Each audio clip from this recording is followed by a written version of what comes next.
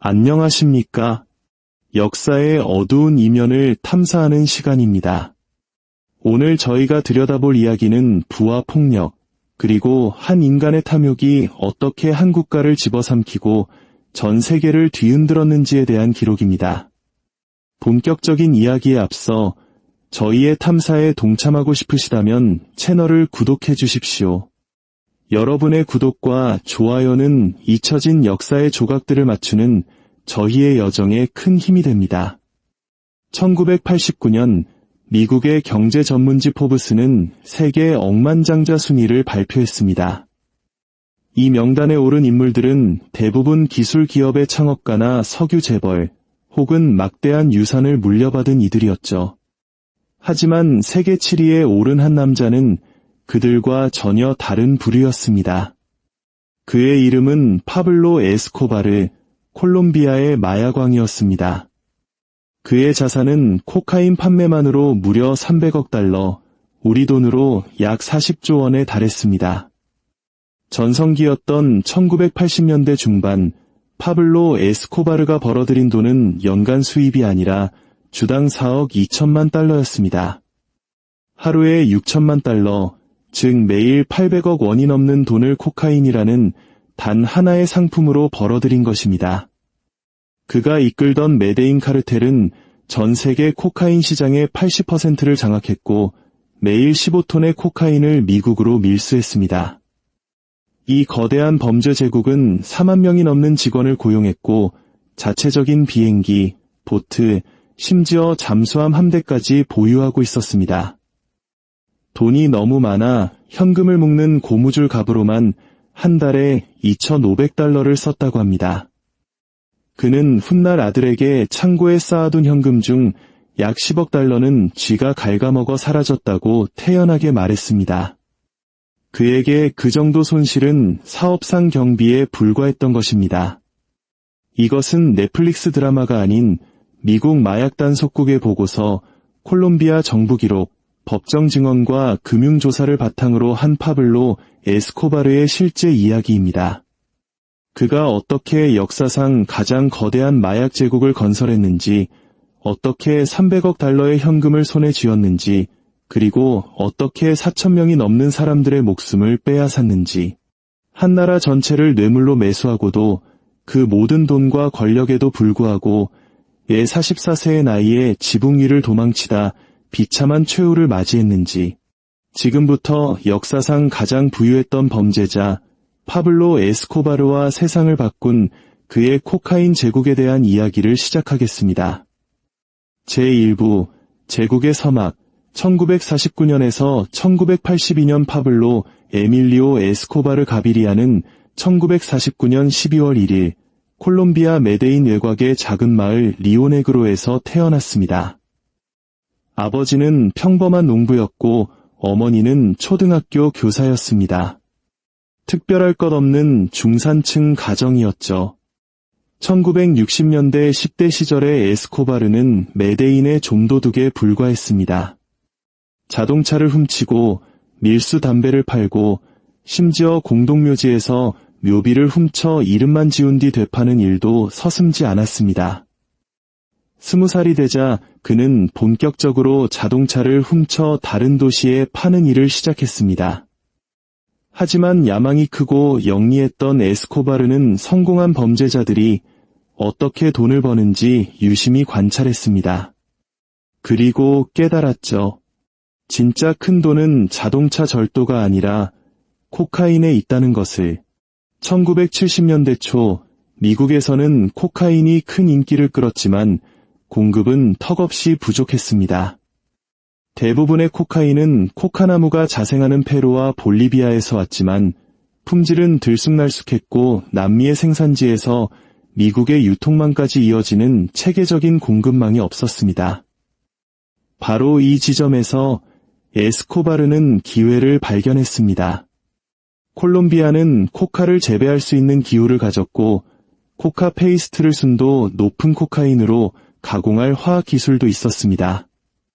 카리브해 연안에 접해 있어 밀수에도 유리했죠. 그리고 가장 중요하게도 당시 콜롬비아에는 조직적인 마약 밀매 조직이 아직 존재하지 않았습니다. 시장이 텅 비어 있었던 것입니다. 1975년 에스코바르는 호르헤 루이스 오초아, 카를로스 레더, 호세 곤살로 로드리게스 가차 등 다른 3명의 밀매업자와 손을 잡고 훗날 메데인 카르텔이 되는 조직을 결성합니다. 그들의 계획은 단순했지만 혁명적이었습니다. 콜롬비아 시골의 코카 농장에서부터 가공 실험실, 밀수 경로, 그리고 미국 도시의 유통망에 이르기까지 공급망 전체를 통제하는 것. 마치 과거 스탠더드 오일이 원유 시추부터 정유, 주유소까지 석유 산업 전체를 장악했던 것처럼 메데인 카르텔은 코카잎에서부터 길거리 판매상까지 코카인 유통의 모든 단계를 장악하려 했습니다. 당시의 경제 구조는 이랬습니다. 1978년 기준 코카잎 1kg을 재배하고 수확하는 데 드는 비용은 약 $500. 이 코카잎을 코카인 베이스로 가공하는데 화학물질, 인건비, 장비 등을 포함해 $500가 추가로 들었습니다. 마지막으로 이 코카인 베이스를 순수한 염산 코카인으로 정제하는데 또 $500가 필요했죠. 즉, 콜롬비아 내에서의 총 생산 비용은 킬로그램당 $1,500였습니다. 이것을 비행기나 보트, 훗날에는 잠수함을 이용해 미국까지 운송하는 데는 뇌물과 압수 손실 등을 포함해 킬로그램당 약 $3,000에서 $5,000의 비용이 들었습니다. 하지만 미국 시장에 도착한 이 코카인 1kg의 도매가는 무려 $60,000에 달했습니다. 엄청난 이윤이 남는 장사였죠. 1975년부터 1980년까지 에스코바르는 이 사업의 인프라를 구축했습니다. 그는 콜롬비아 남부 농부들과 관계를 맺고 정글 깊숙한 곳에 코카인 가공 실험실을 지었습니다. 세스나 DC-3 같은 경비행기를 사들여 바하마와 플로리다로 가는 밀수 경로를 개척했고 미국 내 콜롬비아 이민자들을 이용해 유통망을 만들었습니다. 그리고 그는 첫 정치인들을 매수하기 시작했습니다. 메데인의 지역 경찰, 콜롬비아 군 장교, 공항의 세관원들에게 뇌물을 뿌렸습니다. 뇌물은 체계적이었습니다. 에스코바르는 공무원과 싸우는 것보다 매수하는 것이 훨씬 싸게 먹힌다고 계산했습니다. 1978년 콜롬비아 경찰서장의 월급은 $300였습니다. 에스코바르는 눈 감아주는 대가로 한 달에 $10,000를 제안했습니다. 대부분은 그 돈을 받았고 거절하는 이들은 살해당했습니다. 플라타 오 플로모, 스페인어로 은 아니면 납, 즉 뇌물 아니면 총알이라는 뜻입니다. 이것이 에스코바르의 철학이었고 이 방식은 무섭게 성공했습니다. 1980년 그는 백만장자가 되었지만 아직 그림자 속에서 움직이고 있었습니다. 하지만 1982년 모든 것이 바뀌었습니다. 두 가지 사건이 에스코바르를 거대한 권력으로 만들었습니다. 첫째, 미국 레이건 대통령이 마약과의 전쟁을 선포하면서 DEA의 예산이 늘고 카리브해 밀수 경로가 위험해졌습니다. 그러자 메데인 카르텔은 멕시코를 통한 새로운 경로를 개척했습니다. 그들은 멕시코 밀매업자들에게 킬로그램당 $1,000에서 $2,000를 주고 멕시코를 거쳐 텍사스와 캘리포니아로 코카인을 운반하게 했습니다. 이 멕시코 커넥션은 훗날 시날로아 카르텔과 제타스 카르텔의 기반이 됩니다. 오늘날 악명 높은 멕시코 마약 카르텔 네트워크는 사실상 메데인 카르텔이 만들어준 셈입니다. 둘째, 에스코바르의 동업자 카를로스 레더가 바하마의 개인 섬 노만스케이를 $450만 사들였습니다. 레더는 이 섬을 코카인 환적 허브로 만들었습니다. 콜롬비아에서 온 비행기들이 이곳에 착륙해 재급유를 하고 플로리다로 날아갔습니다. 1978년에서 1982년 사이 매일 약 300kg의 코카인이 이 섬을 거쳐갔습니다. 도메가로 하루 1,800만 달러치였습니다. 바하마 정부는 뇌물을 받고 이를 묵인했습니다. 제2부 코카인 제국의 정점 1982년에서 1989년 1982년 메데인 카르텔은 세계 최대의 코카인 밀매 조직이 되었습니다. 그 규모는 상상을 초월했습니다. 1984년 DEA의 추정에 따르면 메데인 카르텔은 미국으로 들어오는 코카인의 80%를 공급했으며 이는 매일 15톤, 즉 15,000kg에 달하는 양이었습니다. 카르텔이 유통비용을 제외하고 실제로 벌어들인 수입은 하루 6천만 달러, 주당 4억 2천만 달러, 연간 220억 달러였습니다. 우리 돈으로 연간 30조 원에 가까운 돈입니다. 이 숫자들은 1984년 돈세탁 수사 작전에서 확보된 연방 법원 기록에 근거한 것입니다. 1985년까지 카르텔이 고용한 인원은 4만 명을 넘어섰습니다. 그 구조는 단순한 범죄 조직이 아니라 거대한 기업과 같았습니다. 생산부서 3,000명은 코카 농장과 가공 실험실을 운영했고 운송부서 1,000명의 조종사와 선장들이 코카인을 미국으로 옮겼습니다. 유통부서 5,000명은 미국 도시의 길거리에서 코카인을 팔았고 보안부서 3,000명의 무장 인력은 경호와 암살을 담당했습니다. 심지어 돈세탁부서, 뇌물관리부서, 변호사들로 구성된 법무팀까지 있었습니다. 미국에서는 조종사와 화학자를 채용하는 인사부서, 선적과 지불을 추적하는 회계부서, 암호화된 무전기를 사용하는 통신 시스템까지 갖추고 있었습니다. 이것은 갱단이 아니라 다국적 범죄 기업이었습니다.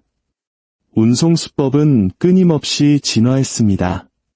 처음에는 소형 비행기를 이용했지만 DEA의 레이더 감시가 심해지자 대형 화물기와 쾌속정, 합법적인 화물선에 숨기는 방식을 사용했습니다. 그리고 1990년대에는 잠수함까지 등장했습니다. 1993년에 처음 납포된 코카인 밀수 잠수함은 레이더에 잡히지 않도록 수면 바로 아래로 이동하며 한 번에 10톤의 코카인을 실어 날랐습니다. 잠수함 한 척을 만드는데 200만 달러가 들었지만 단 한 번의 밀수 성공으로 6억 달러어치의 코카인을 운반할 수 있었습니다. 투자 수익률이 3만%에 달했죠. 잠수함 10척을 만들어 9척이 납포되거나 침몰해도 단 한 척만 성공하면 40억 달러를 버는 셈이었습니다. 나머지 손실은 그저 경비일 뿐이었습니다. 돈이 너무 많아지자 상상하기 힘든 문제들이 발생했습니다. 주당 4억 2천만 달러의 현금을 어떻게 미국에서 콜롬비아로 옮길 것인가? 20달러 지폐로 4억 2천만 달러는 그 무게만 21톤에 달했습니다. 매주 21톤의 현금을 국경 너머로 옮겨야 했던 것입니다. 그들은 전용기를 띄우고 컨테이너에 현금을 숨기고 건설회사나 택시회사 같은 위장 사업체를 통해 돈을 세탁했습니다. 파나마, 케이맨 제도, 심지어 미국의 은행까지 매수하여 거대한 돈 세탁 네트워크를 만들었습니다. 한 수사에서 밝혀진 것만으로도 로스앤젤레스의 보석상을 통한 단 하나의 돈 세탁 경로로 5년간 12억 달러가 세탁되었습니다. 카르텔은 이런 경로를 수십 개나 가지고 있었습니다. 에스코바르는 창고에 보관된 현금의 10%가 쥐가 갉아먹거나 습기 때문에 썩어 사라진다고 말했습니다. 연간 220억 달러를 버는 그에게 20억 달러의 손실은 감당할 만한 비용이었던 것입니다. 제3부 피해 통치 1984년에서 1993년 메데인 카르텔의 폭력은 체계적이고 전략적이었습니다. 1984년에서 1993년 사이 카르텔은 콜롬비아 내에서 4,000건이 넘는 살인을 저지른 것으로 기록됩니다. 이들은 단순한 마약상 간의 싸움이 아니었습니다. 정치가, 판사, 경찰, 언론인, 그리고 무고한 민간인들이 표적이 되었습니다. 폭력의 목적은 단 하나였습니다. 1984년 미국 정부의 압력으로 콜롬비아 정부가 마약 사범들을 미국으로 인도하기 시작하자 에스코바르는 그 무엇보다 미국 송환을 두려워했습니다. 미국 감옥은 탈출이 불가능했고 미국 판사들은 뇌물이 통하지 않았기 때문입니다. 그에게 미국 송환은 종신형을 의미했습니다. 그래서 에스코바르는 폭력을 통해 미국 송환 정책을 끝내려는 전쟁을 시작했습니다. 1984년 4월 카르텔 소탕을 외치던 콜롬비아 법무부 장관이 암살당했습니다. 1989년 11월 유력 대통령 후보를 노리고 아비앙카 항공 203편을 공중에서 폭파시켜 승객과 승무원 110명 전원을 사망하게 했습니다. 정작 그 후보는 비행기에 타지 않았지만 그들은 경고의 메시지를 보내기 위해 비행기를 폭파시켰습니다. 1989년부터 1993년까지 메데인 카르텔은 마약 테러 캠페인을 벌였습니다. 정부 건물, 쇼핑센터, 경찰서를 폭파하고 메데인에서 경찰관 한 명을 죽일 때마다 $4,000의 현상금을 내걸었습니다. 이로 인해 1년 동안 500명이 넘는 경찰관이 살해당했습니다. 이 모든 혼란의 목적은 콜롬비아 정부를 협상 테이블로 끌어내는 것이었고 결국 성공했습니다. 1991년 6월 콜롬비아 정부는 에스코바르가 자수하면 미국으로 송환하지 않고 그가 직접 고른 교도소에서 형을 살게 해주겠다고 제안했습니다. 에스코바르는 이를 받아들였습니다. 제4부 제국의 몰락 1991년에서 1993년 1991년 6월 19일 파블로 에스코바르는 콜롬비아 당국에 자수했습니다. 그는 자신이 메데인을 내려다보는 산 위에 지은 교도소 라 카테드랄로 보내졌습니다. 하지만 그곳은 교도소가 아니었습니다. 축구장, 디스코 시설이 있는 바, 자쿠지, 딸을 위한 거대한 인형의 집까지 갖춘 호화로운 요새였습니다. 에스코바르는 그곳에서 전화와 인터넷을 자유롭게 사용하며 카르텔을 계속 운영했습니다. 부하들을 만나고 코카인 선적을 지시하고 심지어 암살 명령까지 내렸습니다. 1992년 7월 그가 교도소 안에서 돈 문제로 조직원 2명을 고문하고 살해했다는 사실이 알려지자 정부는 그를 진짜 교도소로 이송하기로 결정했습니다. 하지만 관리들을 매수해둔 에스코바르는 이송팀이 도착하기 직전 10명의 경호원과 함께 유유히 걸어서 탈출했습니다. 그 후 16개월 동안 파블로 에스코바르는 세계에서 가장 지명수배된 남자가 되었습니다. 콜롬비아 경찰은 그를 잡기 위한 전담팀 서치 블록을 창설했고 DEA 요원들이 합류했습니다. 그리고 로스 페페스라는 자경단이 나타났습니다. 파블로 에스코바르에게 박해받는 사람들이라는 뜻의 이 조직은 경쟁 카르텔의 자금 지원을 받았으며 에스코바르에게 등을 돌린 전 메데인 카르텔 조직원들도 포함되어 있었습니다. 로스 페페스는 에스코바르의 방식을 그대로 그에게 사용했습니다. 그의 동료 300여 명을 살해하고 그의 재산을 폭파하고 그의 가족을 위협했습니다. 수천 명을 죽였던 그는 이제 자신이 사용했던 방법으로 사냥당하는 신세가 된 것입니다. 1993년 말 에스코바르는 완전히 고립되었습니다. 조직은 와해되었고 돈도 바닥나가고 있었습니다. 그는 메데인의 평범한 주택가에 숨어 며칠에 한 번씩 거처를 옮겼습니다. 그의 유일한 소통수단은 무선 전화기였고 바로 그것이 그의 발목을 잡았습니다. 콜롬비아 경찰은 무선 전화를 추적하는 기술을 가지고 있었습니다. 1993년 12월 2일 에스코바르가 아들에게 건 전화를 서치 블록이 포착했습니다. 신호위 위치를 삼각 측량으로 파악한 경찰은 즉시 집을 포위했습니다. 오후 3시 경찰이 들이닥치자 에스코바르는 지붕을 통해 탈출을 시도했습니다. 하지만 그는 여러 발의 총을 맞고 점토 타일 지붕 위에서 쓰러졌습니다. 44세의 나이, 파란 셔츠와 청바지 차림이었습니다.